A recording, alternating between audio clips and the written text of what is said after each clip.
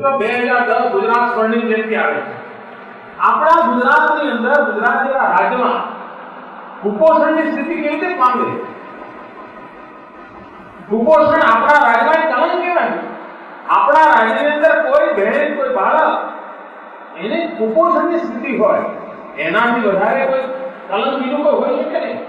અને મેં જનતા જનાર્દનને અપીલ કરી કે લોકો નક્કી કરે ભાઈ કે દરેક પરિવારમાં અઠવાડિયામાં એકવાર, રોજ એકવાર, મહિનામાં એકવાર જેવી જેવી નોટ 250 ગ્રામ સુખડી આપે અને આ ગરીબ પરિવારોના, વિશેષ કરીને સગર્ભા માતાઓને આ સુખડી પહોંચાડીએ તો ત્યારે એના ગર્ભની અંદર જે બાળક છે એનો વિકાસ અટકશે નહીં અને તંદુરસ્ત બાળકનો જન્મ થશે અને તંદુરસ્ત બાળક હશે તો ગુજરાતની આવતીકાલ તંદુરસ્ત હશે. તમારા પરિવારમાંથી દાનમાં મળેલી 250 ગ્રામ સુખડી ગુજરાતની આવતીકાલ તંદુરસ્ત કરે તેવી તાકાત ધરાવે છે અને જન સામાન્યમાં વિચાર પહોંચવા વાળો. હું હમણાં ગામડાઓની અંદર ગયો તો સંકલ્પ જોરદાર ગુજરાત સ્વર્ણિમ જયંતિ વિશે મેં લોકોને વિનંતી કરી. આપણે ત્યાં ડેરી ઉદ્યોગ ખુલેલો ફાળેલો છે, ગામો ગામ ડેરી છે, લોકો દૂધ આપવા આવે છે. મેં વિનંતી કરી કે ભાઈ ડેરીની અંદર લોકો દૂધ આપતા હોય ત્યારે તમે જુદું કેન મૂકો ને અને કેન પર લખો ભગવાનનો ભાગ અને દૂધ ભરવા આવો તો એમાંથી તમને ભગવાનનો ભાગ જે આપવો હોય આપો. કોઈ 100 ગ્રામ આપે, કોઈ 200 ગ્રામ આપે, કોઈ 500 ગ્રામ આપે, કોઈ 50 ગ્રામ આપે. એક જુદા કેનની અંદર ભગવાનનો ભાગ એવું દૂધ ભેગું થાય છે અને એ ડેરીના બધા વહીવટકર્તાઓ એ ગામમાં જે ગરીબ બાળકો છે, જેણે માતાના દૂધ સિવાય જિંદગીમાં ક્યારેય દૂધ નથી જોયું, એવા બધા બાળકોને સવારમાં તરત જ દૂધ પીવડાવી દેવામાં આવે છે. સમાજની ભાગીદારીથી કેવડું મોટું કામ થઈ શકે એવા ઉદાહરણ છે. અમીરગઢ તાંડા આખા પટ્ટાની અંદર 58,000 બાળકોને ફોર્ટિફાઈડ મિલ્કની યોજના ગયા 6 મહિનાથી ચલાવીએ છીએ. ત્યાંના બાળકો પર કુપોષણને કારણે તમને એવા લાગે 6 મહિનામાં ફોર્ટિફાઈડ મિલ્ક આપવાને કારણે એ બાળકોને ચેતના જોવા મળે, તરત ફરક જોવા મળે. તો આવા એક પાયાના કામો તરફ આ રાજ્ય સરકાર ધ્યાન કેન્દ્રિત કરી રહી છે. એમાં આ પ્રકારનો પ્રયાસ પૂરક થતો હોય છે, પોષક બનતો હોય છે. મિત્રો, સામાન્ય રીતે જીવનમાં એક વાત નક્કી છે કે રોગચાળોની સંભાવના હોય તો તંદુરસ્ત માણસે પણ આરોગ્યની તપાસ જે કરાવેલી રહે. પછી એમ ના કહી શકે કે ભાઈ રોગચાળો આવ્યો તો હું તો બહુ મજબૂત માણસ છું, રોજ 100 સૂર્ય નમસ્કાર કરું, મને કાંઈ ન થાય. પણ રોગચાળો આવ્યો હોય અથવા એના વાવડ આવ્યા હોય તો તંદુરસ્ત માણસે પણ શારીરિક પરીક્ષણ કરાવવું પડે, જરૂર પડે તો રસીકરણ કરાવવું પડે, તો જ રોગચાળાથી એમાં ચાલે છે. હું તંદુરસ્ત છું, તમે તમારું કરો, બધાએ પ્રયાસ કરવો, આપણે બધાનો બધા કરતા હોય છે. બિલકુલ રોગચાળાની અંદર પણ તંદુરસ્ત માણસે શારીરિક પરીક્ષણની જવાબદારી નિભાવવાની હોય છે. આતંકવાદનો રોગચાળો આવ્યો હોય ત્યારે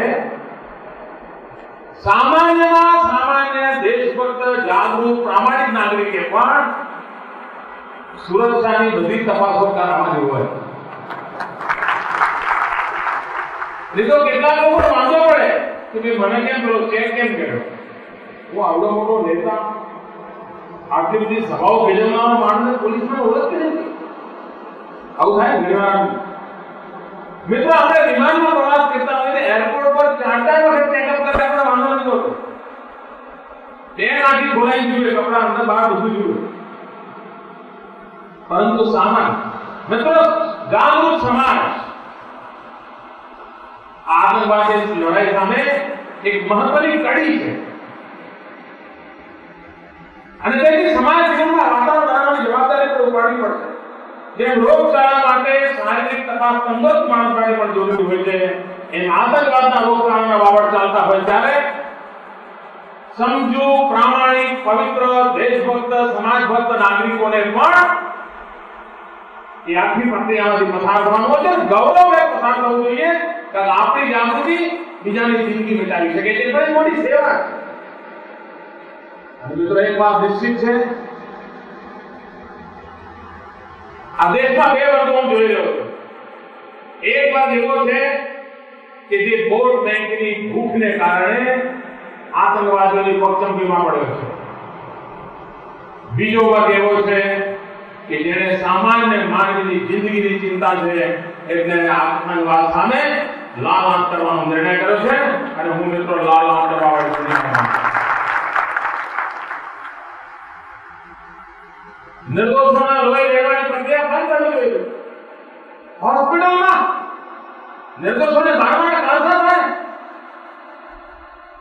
અને એનો પશ્ચાતાપ ઉત્તર ન હોય. આ માનવતાના દુશ્મનો છે અને મિત્રો માનવતાના દુશ્મનો સામે શરણાગતિ ના હોઈ શકે.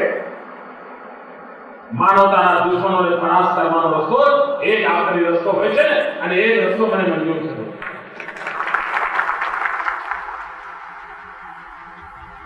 આવનારા દિવસોમાં ગુજરાતની આર્થિક વિકાસ યાત્રામાં એક બાબત પર આપણે ધ્યાન કેન્દ્રિત કર્યું છે. Human development index. વિશ્વમાં વિકાસના જે પાયાની બાબતોની ચર્ચા થાય છે હ્યુમન ડેવલપમેન્ટ ઇન્ડેક્સ થાય છે. ગુજરાત હિન્દુસ્તાનની સરેરાશ હ્યુમન ડેવલપમેન્ટ ઇન્ડેક્સ કરતા ઘણો આગળ નીકળી જાય, ઘણી ઊંચાઈ પહોંચે એવી આપણી મથામણ છે. જેમાં પીવાનું શુદ્ધ પાણી હોય, એમને શિક્ષણ મળે, એમને આરોગ્યની સેવાઓ મળે, એના માટે એક પ્રયાસ છે.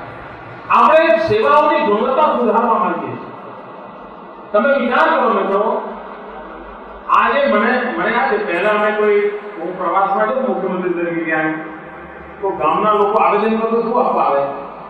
એમ કે સાહેબ અમારો ફલાણો રસ્તો બનાવી આપજો, સારો મોટો રસ્તો આપજો, ત્યાં તો કોઈ કંઈક અમારે કોલેજ આપજો, કાંઈ એમ કે અમારે સારું મકાન આપજો. તમને આશ્ચર્ય થશે મિત્રો, હમણાં હું જ્યાં જોઉં ત્યાં લોકો મને આવેદન પત્ર આપે છે સાહેબ અમારે 108 આપો. 108 અત્યાર સુધી 108 એટલે ઈશ્વરને સ્મરણ કરવા માટે માળાના મણકા તરીકે પંકાયો હતો. આજે મિત્રો 108 જિંદગી બચાવવા માટે મહત્વનો એક પરમાત્માએ મોકલેલો રથ જે ઉપર આપી થઈ ગયું છે. જવાબ પડી શકાય એમાં જીવતો જાગતો ઉદાહરણ છે. નહીં તો આપણા રાજ્યમાં એમ્બ્યુલન્સ અને ડેડ બોડી લેનમાં ફરક શું કોઈ ખબર નહોતી. આવી કુલ મિલાકે સેવાઓ કે હદે કાઢે ગઈ. આજે 108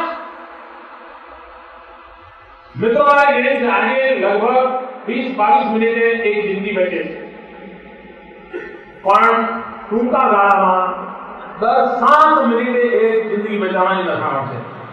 દર 7 મિનિટે અંતરિયાળ વિસ્તારોમાં 108 ની સેવા લઈ રહી છે. મિત્રો સગર્ભા માતાઓની જિંદગી બચાવવાનું પુણ્ય આ 108 ની સેવાના કારણે મળેલું છે. અને મિત્રો આતંકવાદીઓના હુમલામાં એવી 108 ના લોકોને એમને મારવાનો પ્રયાસ કર્યો. મોત સામે લડતા રહ્યા, એમાંના એક સાથીને પોતાનો પગ ગુમાવવો પડ્યો અને એનો જવાબ 108 ની સેવાઓ વધારીને અમારા આપે. રોકાય બીજા મિત્રો જોઈએ છે દમપણામાં.